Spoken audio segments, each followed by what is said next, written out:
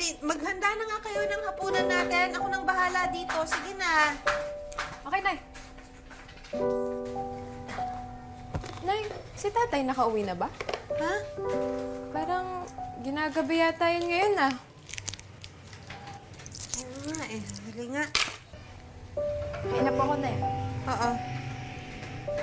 Sayang.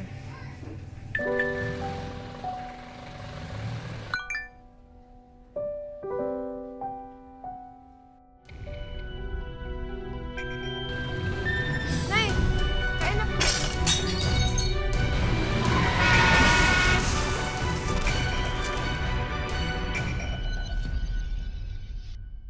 Marami na tayong narinig na mga storya ng taong dumaranas ng napakatinding pagsubok.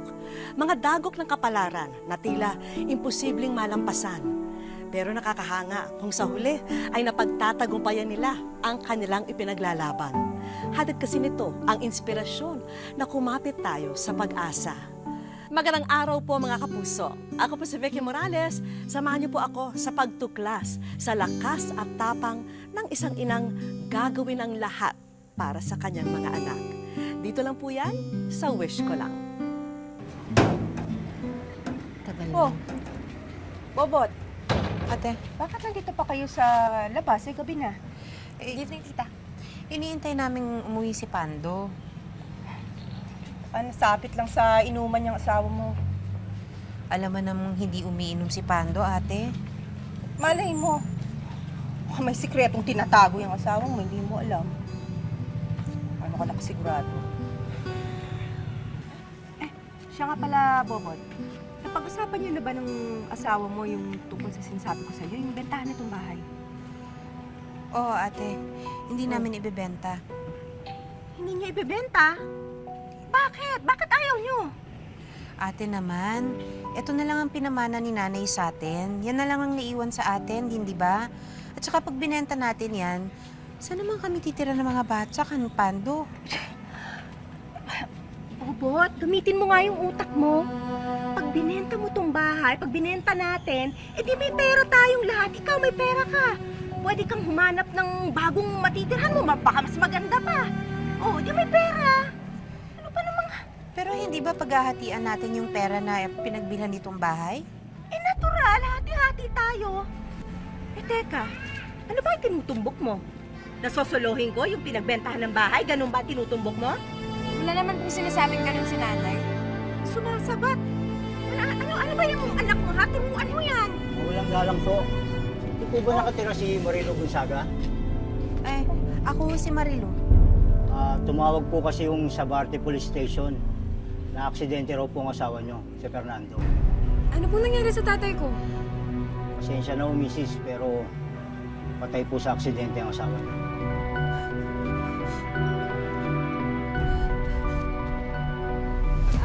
Sa letrang O! Sahe! Matanda! Ikaw yun. Sa letrang O! Ulit! Ano naman? Arlene! O! Ariel! Ano to? 5, 6. Nay, si tita ho kasi. Oh, Bobot. Bakit? May problema ba? Ano to, ate? Uy, bakit? Saan? Hindi ba naman problema ka? Dahil wala kang pantubos para dyan sa asawa mo, para magkaroon naman ng maayos na burol. O, pues tinulungan kita. Kinausap ko yung kaibigan ko. Siya ang gumastos lahat nito. Pero syempre may kapalit yun. Eh, kaya yan, merong pabingo, may pasakla, may konting sugal. Pumayag ka, ate? Aba, bakit yung tono mo parang galit ka pa? Eh, ikaw na nga tinulungan. Bakit, ha? Ano naman ang masama dito? At saka, isa pa, meron ka naman porsyento, ha? Hindi ko naman solo yung kita, hindi naman solo yung kita ng kaibigan ko, ha? At saka makakatulong yun para sa pagpapalibing ng asawa mo. Pero illegal to, ate. Para natin ginagamit ang asawa. Ayan. Puro ka prinsipyo, ha? Bakit? Anong magagawa ng prinsipyo, ha? May nagawa ba yan nung hindi mo makuha ang labi ng asawa mo? At may magagawa rin ba yan kapag hindi mo napalibing ang asawa mo? Mag-isip-isip ka kasi, hindi yan puro katangahan mo. Naku, kakakungso nito. Sige na, tingnan mo na nga yung asawa mo. Bago pa malasin yung mga nagsusugal dito, mamaya hindi na bumalik. Dali na, doon ka na. Tingnan mo na. Saan? Sige na, sige na. Dali na. Oh, kamusta kayo dyan? May nakabingo na ba? Ayan, bingo ba? Bingo, hindi pa. Oh, sige, sige. Sige, sige. Sorry, mahal. Bahot. Ay, naku. Ito, oh. Ito. Yan yung parte mo dun sa kinita ng saklaan. Ha? Oo, di ba sinabi ko naman sa'yo, may porsyento ka, hindi ko sosolohin ang kita. Oo, ayan. Malaking bagay yan ha, pantulong sa pagpapalibing dyan sa asawa mo. Eh, siya nga pala, sabi nung kaibigan ko, bukas daw ilipat natin yung burol dun sa kabilang barangay. Kasi mas maraming tao nagsusugal dun. Di ba? Mas malaking kita. Hindi na, ate. Anong hindi na? Sapat na tong perang to para sa simpleng libeng para kay Pando. Ayun ka na naman eh. Tatanga-tanga ka talaga eh. Bakit ilang beses bang mamamatay yung asawa mo? Di ba ngayon lang? Oh, eh bakit sasayangin mo? Ito ng pagkakataon mong kumita. Gaga. Ano? Iikot lang natin. Ay, talaga naman katanga-tanga naman to. Tama na nga po yan. Pinapasos na nga natin tong lamay ng tatay ko eh. Ginawa niya ng sugalan, no? Isa ka pa. Ikaw nga, palasagot ka rin eh. At tanga ka rin, tulad ka ng nanay mo. Kami pa yung may mali. Kayo na nga yung pinagkakakitaan niyo tong lamay ng tatay ko eh. Ate, Ano hindi. ha? Ako tumutulong Hindi, lang dito, ha? tama si Jessa. Kung gusto nyo, kumuha na lang kayo ng ibang bangkay para yun ang pagkakitaan ninyo. Huwag lang yung asawa ko. Eh, mag-ina pala kayong bastos eh. Kayo na nga tinutulungan, mga walang utang na loob. Bahala ka, isaksak mo sa baga mo yung labi ng asawa mo. Nay, matuto ka naman kasing lumaban. Hindi yung palagi ka nagpapaapi.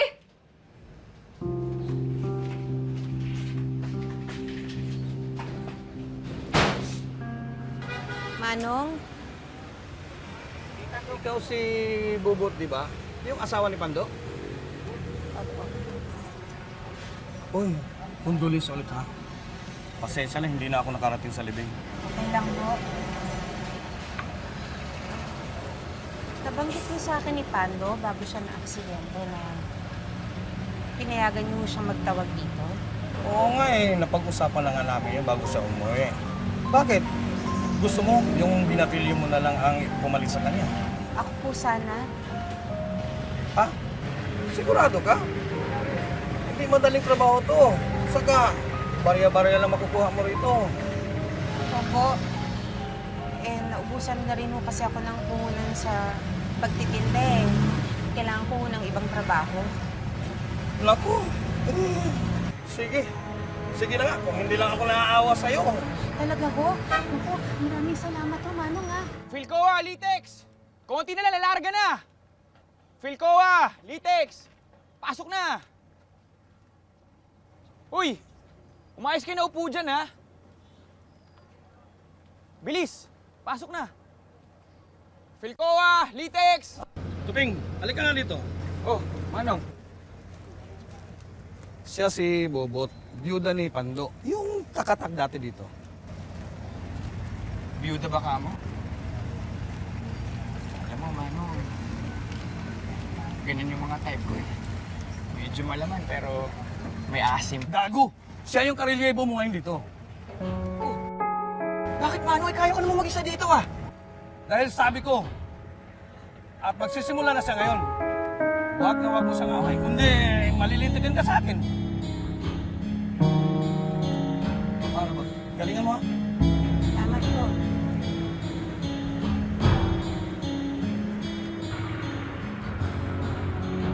Oh, marunong ka ba?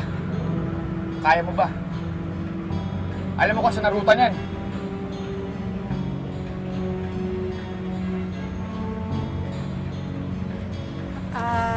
Litex!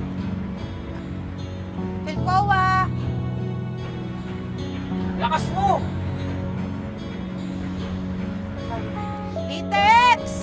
Tingnan mo ba? Philcoa! Titex! Wow, ang romantic ng dinner natin ah. De kandila. Tange, wala lang tayong kuryente.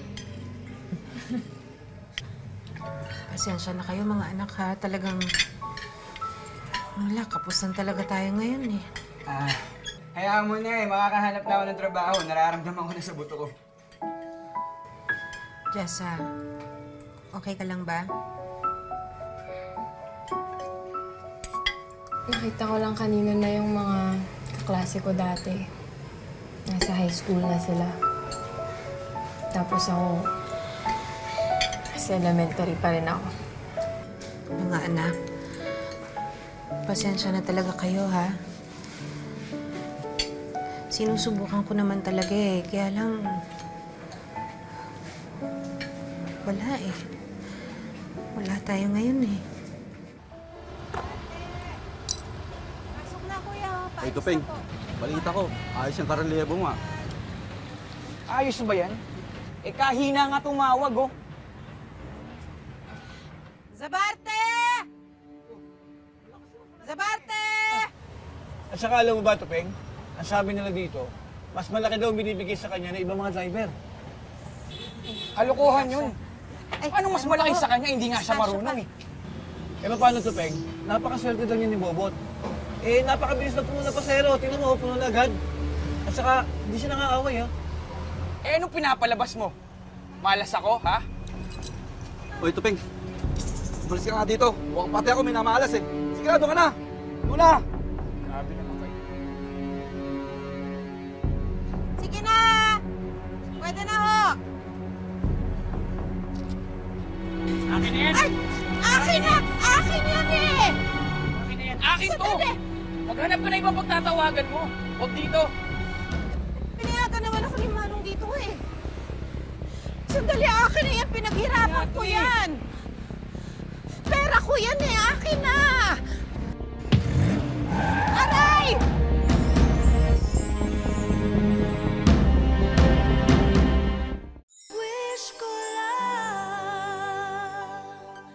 Dahil sa alitan sa kinikita sa terminal ng jeep, napag-initan ng kapwa barker si Bobot. Isang aksidente ang nangyari na lalong magpapahirap sa buhay nilang mag-iina. Aray!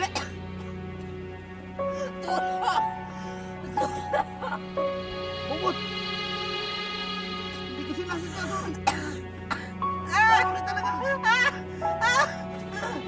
Kaya ka, Tupeng! Kasalanan mo ito. Kawawa naman si Bobot. Aray! Ang sakit! Aray! Ang sakit! Nay! Nay! Ano nangyari sa'yo? Okay ka lang ba? Okay na ako, anak. Huwag na kayo maglala, okay naman na ako. Totoo po ba yung narinig ko?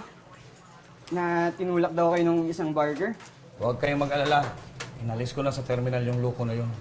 Sana mahuli siya para mapakulong natin. Hindi na. Para saan pa? Eh, wala din naman tayong pambayad ng abogado eh. Isa pa, wala din pambayad pinsala sa akin yung sa ginawa niya. Pero Nay, sinaktan niya kayo! Hayaan mo na, anak. Ang isipin na lang natin kung paano tayo kikita. Eh, ilang linggo din ako bago makabalik sa trabaho.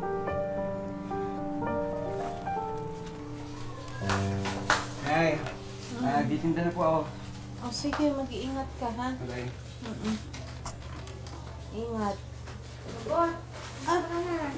Balitaan mo yung nangyari. Kaya bumisita ako. Dali lang po. Kumusta ka na po, Chang? Kayo dapat ang kinukumusta ko. Sorry at hindi ko agad nalaman na yung nangyari kay Pando sa pagkamatay niya. Kung alam ko lang eh, dapat mas maaga ako nakadalaw. Maraming salamat, Titche. Ang totoo niyan, Bobot, kaya ako nandito eh para mag-alok ng tulong sa'yo. Kung okay lang sa'yo, kailangan ko siya kasama sa tindahan. Si Arlene sana. Ha? Kailangan ko kasi ng kasama sa bahay. Sisunduan ko naman siya. Saka, pwede naman din siya mag-aral. Papakabait ka dun, ha?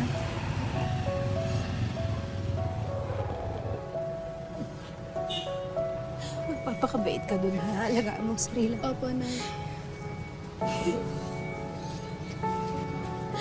Jay, ikaw nang bahala sa kanya.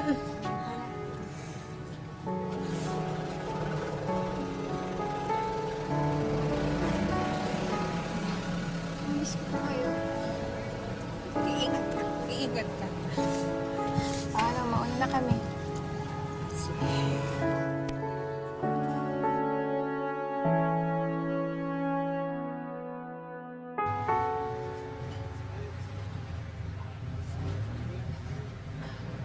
Ilan pa? Saan? Oh, Fairview! Fairview! Sakay na! 8 na lang, oh! Para makabiyahe na! Sige po, dun po sa may dulo. Sakay na ho, para makaalis na. Fairview! Kumusta na binti mo? Ay, Manong. Ano naman ho? Okay na ho. pwede na. Alam niyo na, kailangan kong magtrabaho eh. Wala na rin ng mga pagkain sa bahay para sa mga bata. O sige, basta ingat ka palagi. Sige ho. Dito man ako. Maraming salamat po. Kasya pa, may kasya pa.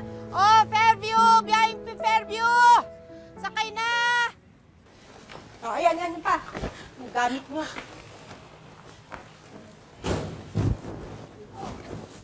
Nay! Ano nangyayari dito? Ha?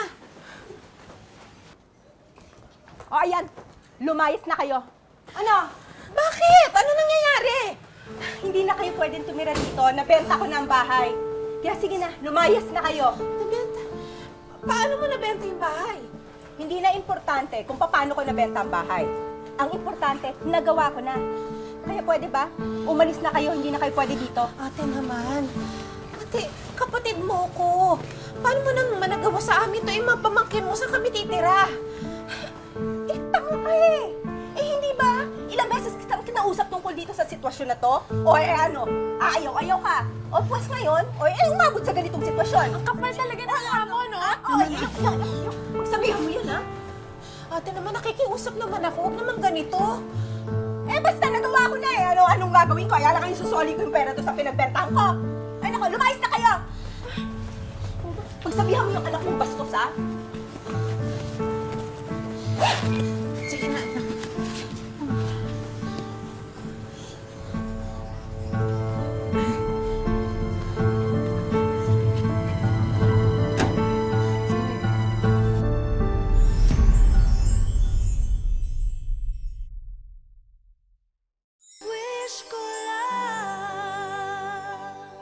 Pasensya lang kayo ha.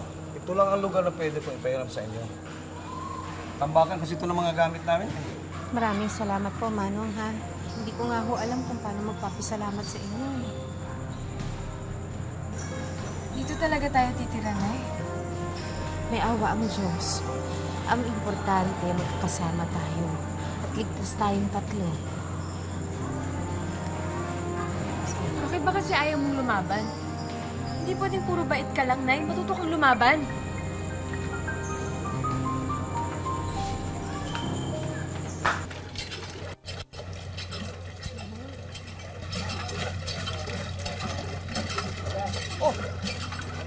Kaya mo nga naman magkikita pa tayo dito. Ang ginagawa mo dito, Tupeng? Dito ako nakatira. Akong dapat nagtatanong sa'yo, anong ginagawa mo dito? Eh, ito ba yung dating pumilay sa'yo?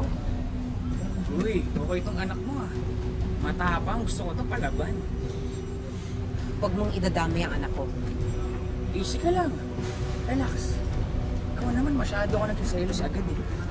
Alam mo naman na ikaw na yung type ko, di ba? Ayaw namin ng gulo, Tupeng. O sige na, mag-igib na kayong dalawa. Saka ako na kayo kakausap. 40 na tayo. 15.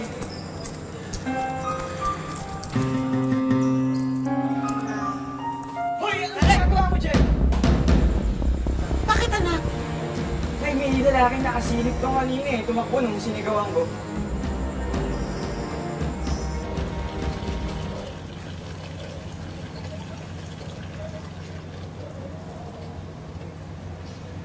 Hi, Miss Beautiful. Mayo ka nga sa akin. Sungit mo naman. Alam mo, nagmana ka sa nanay mo eh. Parehas kayo masungit, pero parehas na kayo maganda. Lumayo ka nga sa akin, sabi, upakan na talaga kita. Tapang mo ah.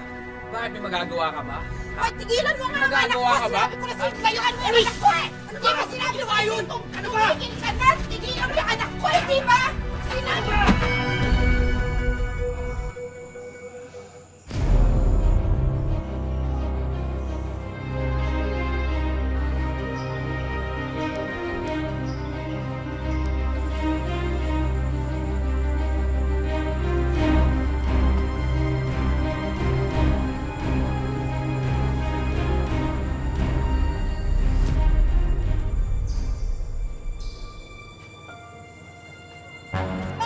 Huwag kang maingay! Pag nag-ingay ka, mamartilyuhin kita.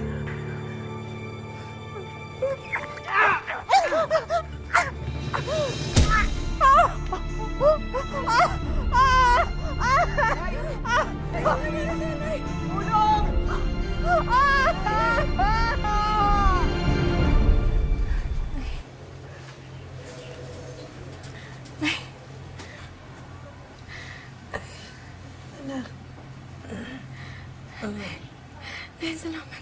Salamat, Diyos ko na. Basta kayo. Ay, sorry po. Kasalanan ko po to eh. Hindi po ako nakipag-away. Hindi sana kayo mapapahama. Eh, wala kang kasalanan. Kasalanan to ni Tupeng. Kasalanan na ako. Sana kita. Ipaglalaban kita ng patayan. Mahal na mahal ko kayo.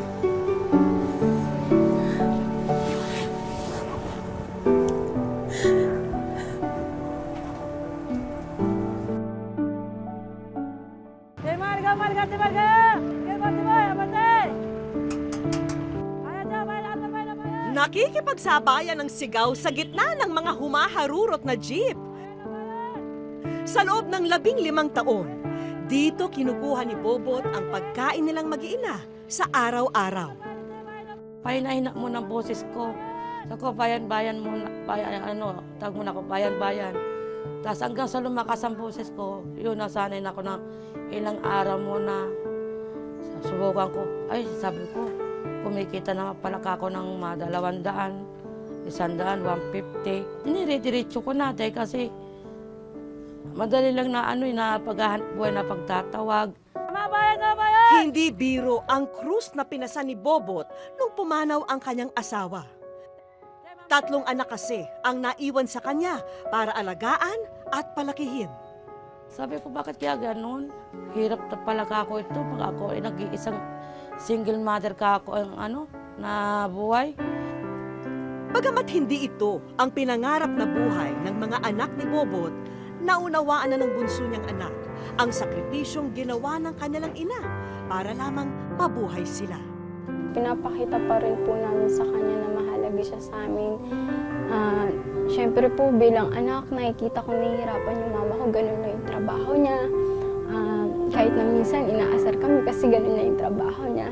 Ano lang po, bilang suporta ng anak, tinulungan ko siya. Pinanalangin ko makatapos ang mga anak ko sa pag-aaral. Makatapos pag nawala naman ako, mabigyan ko sila ng kinabukasan na umikat pa paano nakatapos sila sa pag-aaral.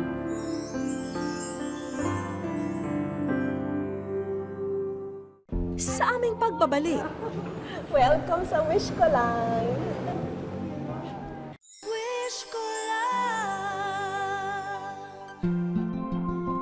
pagod man sa maghapong pagbabarker, hindi pinapalampas ni Bobot na sumilip sa simbahan sa tuwing may pagkakataon. Ang hindi niya alam, naunahan na namin siya sa loob ng araw na yon. Kung sa trabaho ni Bobot, siya'y namamao sa kasisigaw. Ngayon, hayaan naman natin na ngumiti siya dahil marami tayong sorpresa para sa kanya. Hi, Bobot! Welcome sa wish ko lang. Si Bobot, hindi naiwasang maging emosyonal sa aming pagkikita. Di minsan ba akala nyo talagang papasukan nyo itong linya ng trabaho nito, ho? Oo, para lang sa mga ko, mabuhay ko lang po sila. Kahit masakit ang pa ako, tinitiis ko. Iniisip ko yung kinabukasan ng mga anak ko. Di ba lang kulang kinabukasan ng mga anak ko lang inaisip ko. Ano gusto mo sabihin kay mama?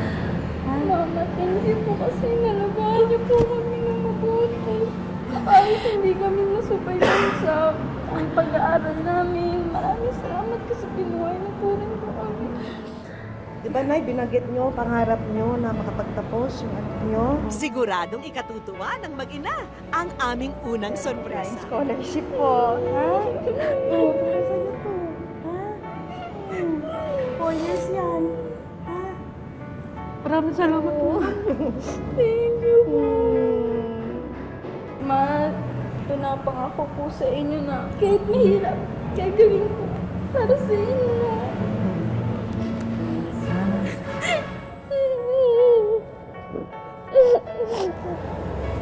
Hindi mo mabit, magkano po. Salamat ka. Thank you po. Sige, basta matutuwa ako pag nakatapos ka talaga. Dahil peligroso para kay Bobot ang paghahanap buhay sa lansangan, tanggapin niyo na po itong bago niyong pagkakakitaan. Salamat po sa sawis ko na. Ang buhay ko rin mga anak ko. Sobra po kami nagpapasalamat. Buong puso po talaga. Talagang natutuwa, masaya po kami ngayong araw kasi hindi po namin talaga expected. Sobrang saya po talaga. Ma'am Vicky, maraming salamat po sa inyo. Sigurado pong aarangkada na po yung pamilya namin. Maraming salamat po. Wala raw duwag na tao. Kailangan lang daw hanapin ang bagay na nagpapalabas sa tapang natin. At sa kaso ni Bobot, ang kanyang mga anak ang pinaghuhugutan niya ng tapang at lakas. Hanggang sa susunod mga kapuso, ako po si Vicky Morales at ito po ang Wish Ko Lang.